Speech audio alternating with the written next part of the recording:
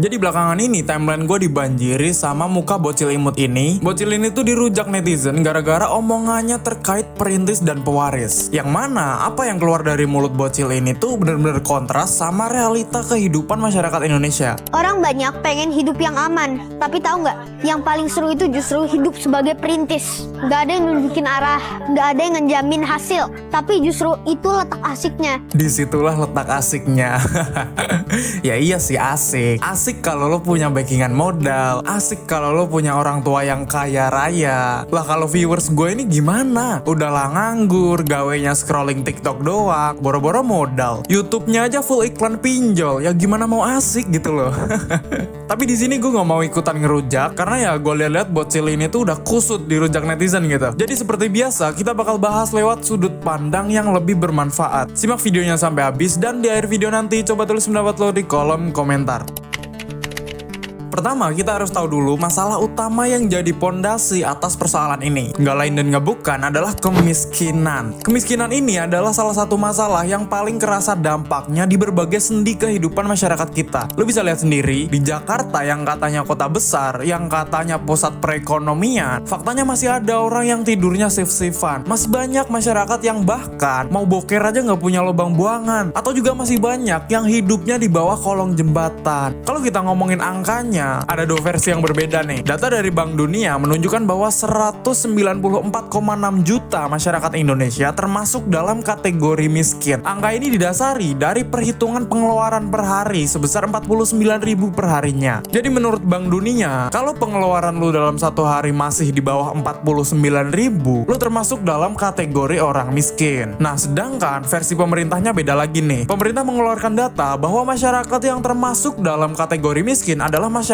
yang pengeluarannya dalam sehari di bawah 20.000. Jadi kalau lo makan di warteg sehari 3 kali dan sekali makan habisnya 15.000, which is sehari lo ngabisin 45.000 cuma buat makan di warteg doang, lo udah termasuk kategori orang makmur versi pemerintah coy. Ya ini sih lo pikir aja sendiri mana yang masuk akal, versi pemerintah atau versi Bank Dunia. Lagian 20.000 zaman sekarang dapat apa sih? Lo kencing di Indomaret aja udah kena parkir 2.000. Belum lagi kalau lo berhenti di nasi padang kena 2.000 lagi. Ditambah pas lo sampai kosan biasanya dateng tuh pemuda RT yang mintain sumbangan seikhlasnya. Ya inilah realitanya. Lo yakin 20.000 sehari bisa hidup di negeri yang penuh anomali ini? Kalau menurut gua, duit 20.000 ini mau dihemat sehemat apapun gak bakalan cukup buat lo hidup. Apalagi kalau lo kayak gua yang hidup sendiri gak numpang rumah orang tua, makan gak ikut orang tua, duit jajan gak ditanggung orang tua, ya gak bakalan cukup asli. Nih coba kita hitung 20.000 kalau kita kaliin sebulan, pengeluaran kita sebulan tuh di angka 600.000. Ya lo pikirlah wahai pemerintah, ini 600.000 buat bayar uang kosan gue aja masih kurang setengah gitu loh. Jadi ya intinya gue nggak paham sama hitung-hitungannya pemerintah soal standar kemiskinan ini. Karena ya angka ini tuh beneran gak masuk di nalar gue sebagai masyarakat biasa. Nah pertanyaan besarnya, apa hubungannya kemiskinan sama bocil imut ini? Seperti yang kita tahu semua bahwa orang kaya yang sering muncul di sosmed kita, mereka tuh butuh yang namanya atensi. Mereka butuh viral untuk melancarkan bisnisnya atau mungkin buat sekedar naikin namanya. Dan lo tahu cara apa yang sering mereka pakai? Ya bener banget, game theory. Game theory dalam konteks kehidupan sosial ini tuh semacam cara untuk menarik kemarahan publik dengan berbagai hal yang kontroversial. Bisa jadi kontroversi dalam hal baik atau mungkin sebaliknya. Tapi yang sering dipraktekin sama orang-orang kaya ini, mereka pinter banget menghadirkan narasi-narasi yang berbanding terbalik sama realita kemiskinan di Indonesia. Contohnya nih, orang ini sering banget tuh ngata-ngatain kemiskinan orang lain untuk menarik atensi dari masyarakat kita yang realitanya emang miskin. Nah, ketika omongan ini nyenggol sisi kemiskinan tersebut, maka orang-orang akan marah. Terus gimana kalau orang pada marah? Ya kontennya jadi rame, namanya jadi naik, semua orang ngomongin dia, duit dia makin banyak, tenaga lu makin habis buat war di kolom komentar. Nah inilah yang dipraktekin sama bocil imut kesayangan lu ini. Gue yakin seyakin-yakinnya, 100% gue yakin ketika adek ini bikin konten tersebut, dia tuh udah di briefing sama entah orang tuanya atau siapanya. Di balik layar dia udah di briefing, kamu nanti ngomong ini ya, netizen nanti responnya gini. Nah nanti gak usah kamu pikirin karena itu strategi kita. Nanti kalau udah rame, kamu bakal diundang podcast di mana-mana. Ya jujur ini strategi yang bagus dan udah banyak diterapin sama orang-orang di luar sana. Polanya tuh sebenarnya simple. Ngomongin kontras realita, netizen marah, namanya naik, diundang podcast dapet duit. Gak ada yang salah sama strategi ini. Cuman ya kalau di Indonesia, berhubung netizen kita gampang kesenggol, apalagi kalau ngomongin kemiskinan, ngomongin perintis, ngomongin pewaris, atau apapun yang kontras lah. Ya mereka para orang-orang kaya manfaatin kondisi ini sebagai peluang gitu. Coba kalau dia ngomong gini di negara yang rakyatnya makmur, yang hidupnya sejahtera, rakyat yang standar kemiskinannya nggak 20.000, ya nggak bakalan narik perhatian siapapun, nggak bakalan laku gitu loh maksud gua. Tapi sebenarnya omongan dari bocil ini bisa aja bener kalau disampaikan ke forum sesama orang kaya yang modalnya nggak ada habisnya. Jadi ketika lu ngomongin perintis, apalagi lu bilang hidup sebagai perintis itu asik, lu bisa nyeplos kayak gini karena lu punya backingan modal yang baik, pendidikan lu bagus, lingkungan lu jauh dari gosipan tetangga. Ketika lu ngebangun bisnis dan lu gagal, lu masih punya banyak backup modal dari orang tua lu. Lu masih punya jatah THR yang puluhan juta dari om tante lu. Tapi kalau lu ngomong ini di ruang publik dengan realitas yang udah gue jelasin tadi, dan lu ketemu sama perintis yang bener-bener perintis, yang beneran ngumpulin modal bertahun-tahun, atau bahkan gak dibekali pendidikan yang baik, ya omongan lu yang bilang kalau perintis itu asik tuh jelas gak realistis. Ada orang yang sekolahnya sampai SMA atau bahkan sampai SMP doang. Mereka kerja keras bertahun-tahun buat ngumpulin modal, dan ketika mereka memutuskan untuk merintis sebuah bisnis, pertimbangannya tuh bener-bener berat, Pak. Maksud gua, kalau lu gagal, modal yang lu kumpulin bertahun-tahun ini bisa hilang gak bersisa. Dan karena gak ada backupan dari orang tua, ngumpulin modal yang hilang akibat kegagalan itu gak sebentar. Lu mulai dari nol lagi, kerja pagi pulang pagi lagi, makan telur tiap hari lagi. Ya intinya gak seindah omongan bocil gitu loh. Ini tuh kurang lebih sama kayak omongan Pak Prabowo yang dikit-dikit sering banget bilang kalau Indonesia baik-baik saja, ekonomi kita baik-baik saja. Ya rakyat ngamuk lah, karena realitanya gak seperti omongan Anda.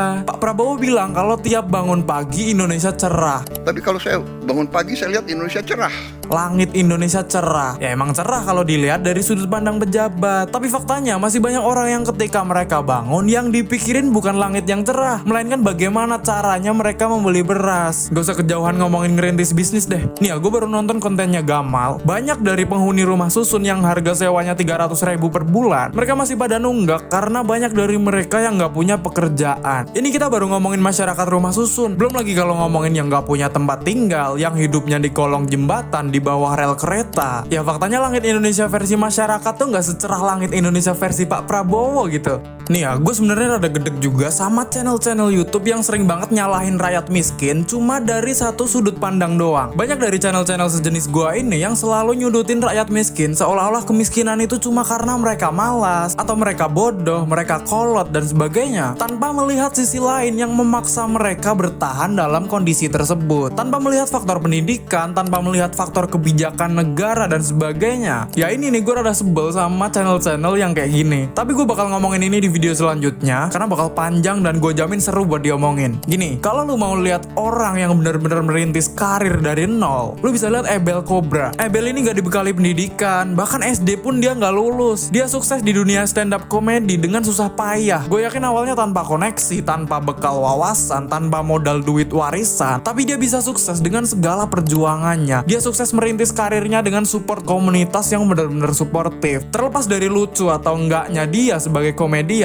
gue yakin lu semua setuju bahwa masih ada anak-anak Indonesia yang punya latar belakang serupa seperti Ebel ini. Mereka yang gak bisa sekolah, mereka yang tiap hari disuruh ngamen sama orang tuanya, mereka yang masih kecil tapi udah mikirin besok makan apa. Jadi ya kalau emang ngomongin perintis yang sebenarnya tanpa privilege apa-apa, perintis dari nol, ya lu lihat orang-orang ini. Jangan lihat bocil yang jualannya pakai Lexus. Ya ini mah perintis dari 100. Makanya ketika kita ngomongin perintis, kita harus sadar bahwa privilege itu kayak cheat kalau lu lagi main game. Cheat yang bisa bikin lu lompat level tanpa ngelewatin monster-monster kecil yang bikin darah habis setengah. Bocil perintis ini mungkin punya mentalitas positif, public speakingnya bagus, kontennya menarik, tapi ya jujur omongannya nggak nyambung sama kondisi masyarakat kita. Dan di dunia nyata yang sering terjadi adalah orang yang beneran merintis itu harus melewati proses panjang, jatuh bangun, ditolak sana sini. Bahkan yang punya bekal pendidikan juga kadang harus rela kerja di bidang lain dulu demi ngumpulin modal untuk menggapai mimpi mereka.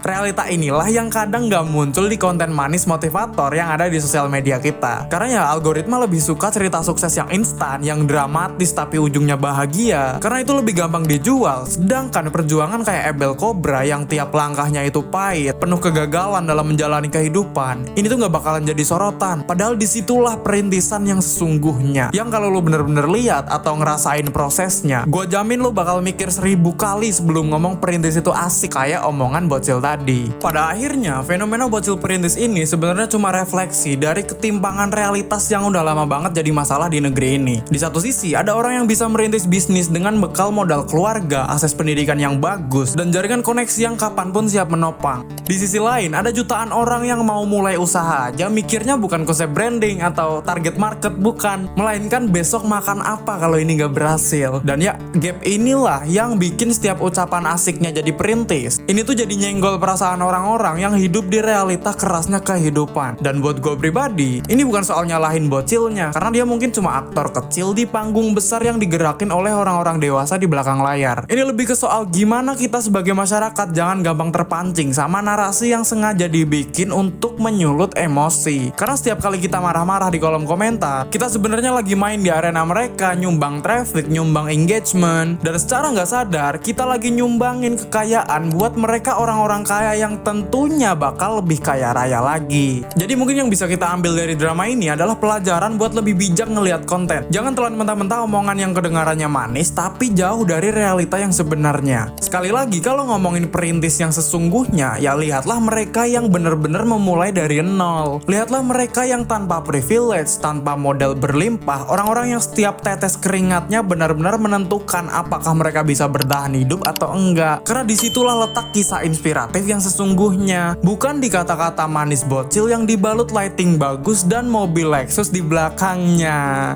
Mungkin sampai sini dulu bahas bocil perintisnya. Kalau ada koreksi atau tambahan gue persilakan tulis pendapat lo di kolom komentar, dan sampai jumpa di gorengan-gorengan selanjutnya.